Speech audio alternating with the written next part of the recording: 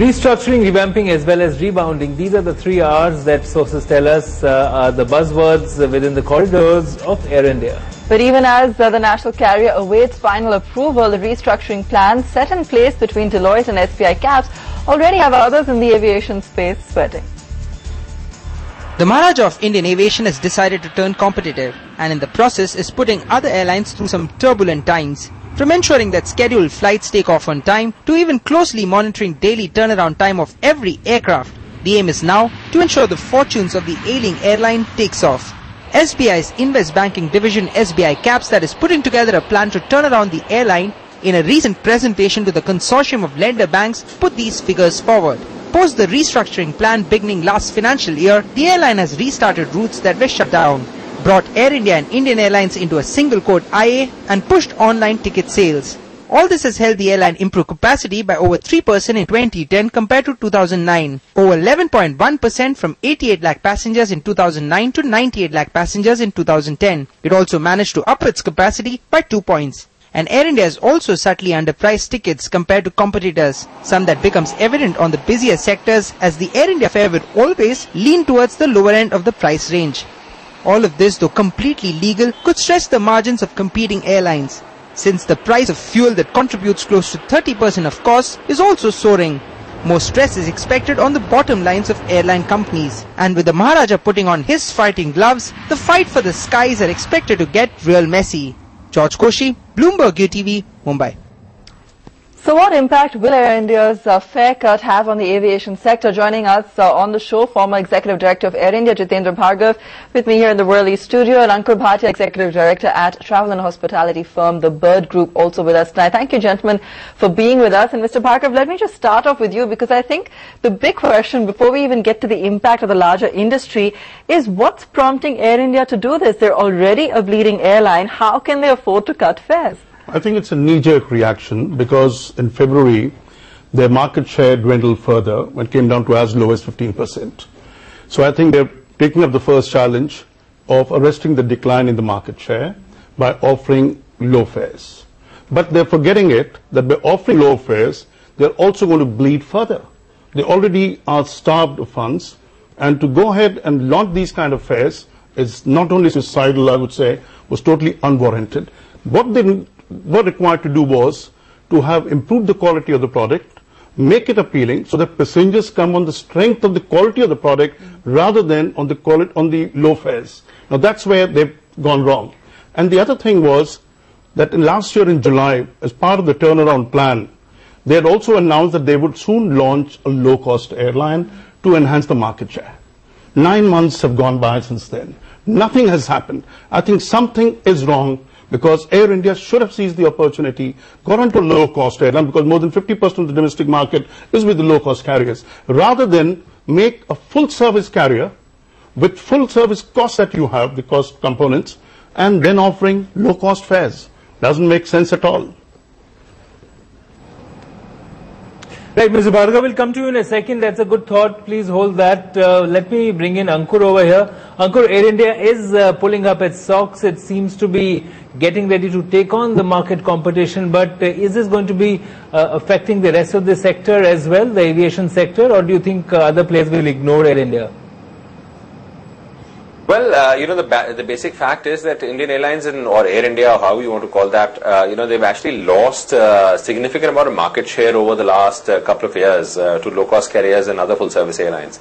Now, I guess that they need to get their act together sooner than later. I think they've sort of gone over the process of doing a system integration, which I believe that it's sort of done right now.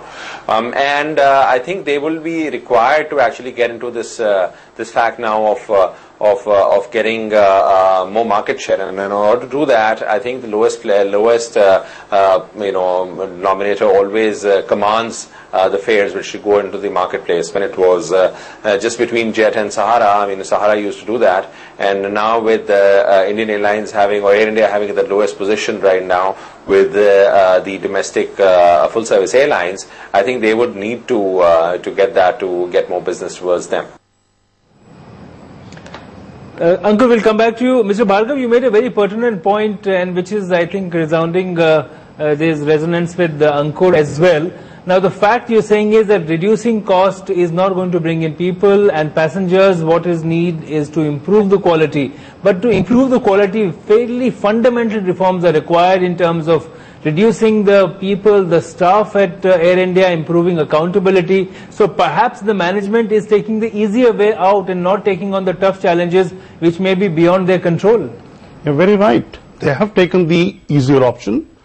They should have really gone up in a long-term kind of a thing, a 6-month or a 9-month horizon of brushing up the product quality. And if you have good marketing schemes, aggressive marketing, and you have a big database of frequent flyers who have been loyal to Air India in the past, they could have really got people at a higher level of fares. Now what we're trying to do is repeat what happened in 2007. When there was a lot of induction of capacity, every airline was charging low fares. Now once the economic meltdown got over and fares went up, look at the kind of hue and cry that was raised by the passengers that Air India and other airlines are fleecing passengers. Now once you give passengers the taste of low fares, it's very difficult to get back, and Air India can certainly not afford to be existing in a market with its cost kind of factors to have low fares and then hope to be reducing its losses.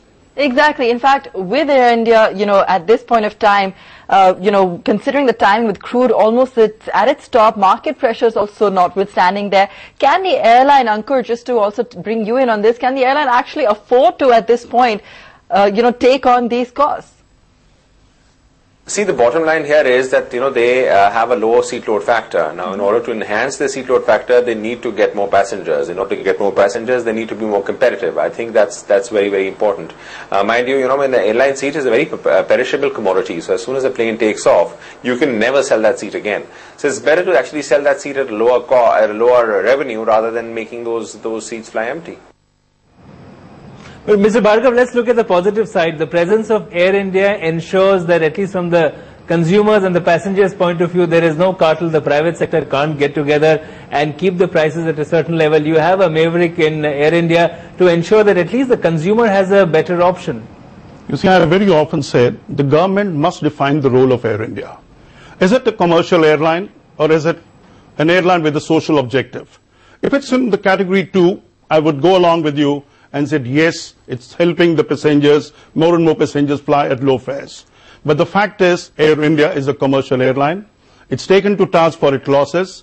It has a negative image because of the ballooning losses. So the result is, Air India has to operate in a commercial environment and on commercial terms and conditions. Now you can't really justify it that because more people are going to be flying in, therefore Air India is justified reducing fares. Ankur made a point here that seats are a perishable commodity and therefore it's nice to get 3 to 4% additional passengers. But the reality is, if you are working on only 3-4% extra passengers, you're going to still lose. Because don't forget, 3-4% incremental traffic is not only what you're going to get at the low fares, but even the remaining 70% that you normally get would be paying lower fares now. So maybe at the end of the day, you have lower revenues than what you were getting otherwise.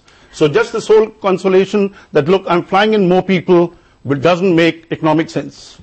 All right, and also what Mr. Bhargav mentioned earlier, Ankur, talking about the restructuring plans and how, how does this really fit into that? We haven't really seen anything move when it comes to, the airline's plans over the last 6, 7, 8 months. How do you sort of view exactly what's happening there in this context? Well, again, as I mentioned to you, I think the only result, at the end result, will only be known once they gain market share or get into a profitable mode. I think till such time, all these are just measures which are on paper, and unless and until there's a real turnaround, which you see in terms of getting them back into black, or getting a higher market share position, or getting higher yields, I think it's all contemplative. Mr. Bhargav, my question to you is now, what's your advice for Air India? Again, I'd like you to break up your answer in its overseas routes as well as the domestic market. Given the scenario for this year where you see a fairly bullish growth, what do you suggest Air India do in both these categories? You see, a solution that every airline or every company in service industry would look for: the quality of the product. Now that's the basic thing that you got to be attending to. If you have a quality product, and Air India is lucky to be having brand new aircraft operating on both international and domestic skies. Now that's where the thing should come in, and if you can appeal to the passengers, more and more people will fly because Air India is providing quality service rather than because Air India is offering low fares. There's no denying the fact it's a price sensitive market, but that's the economy segment of the aircraft. First class, business class, how is Air India going to tackle that issue? And unless you have a reasonably good load factor in the first class and business class, you cannot afford to break even or even succeed to a certain extent in reducing your losses vis-a-vis the previous year. All right, so Mr. Bhargav, if you had to take a call, do you feel that other airlines will feel they have to follow suit? Will it make any difference when it comes to competitiveness? You see, it's going to be suicidal for all airlines, considering that the fuel prices are sky high at the moment, the costs are not going down, and therefore, if they were to follow what Air India could be either left alone and said, you face the consequences of your decision. But if you reduce your fares, and then you get into a market kind of system where every airline is vying with each other, you will hit rock bottom on the fares, suicidal for all airlines in the long run. And then when the market picks up, they will not be able to jack up the fare by 10, 15% in the consolidation phase. You know, what we have in the airline industry is very interesting. You decide to chase market share at the expense of profitability. Right. Then once your losses mount, then you say, sorry, I've gone too far. I must cut down on my routes. I must cut down on certain sectors and do it. So I do not think Air India has taken a call in totality. There perhaps a knee-jerk reaction resulting out of reduction in the market share in the month of February. They could have, with so many expert groups advising them, Deloitte, Accenture, and everybody, I'm sure somebody would have had briefed the airline that what is the right step forward. Okay. Because these are irreversible steps. Once you have lost money in a big way, you're as it is unable to pay salaries in time, vendors in time, you're not being able to afford expansion of the airline. Where do you go from here? Got it. Thanks, Mr. Bhargav, and thanks, Ankur, for being with us. Clearly, this is an important issue. We'll be coming back to you for more.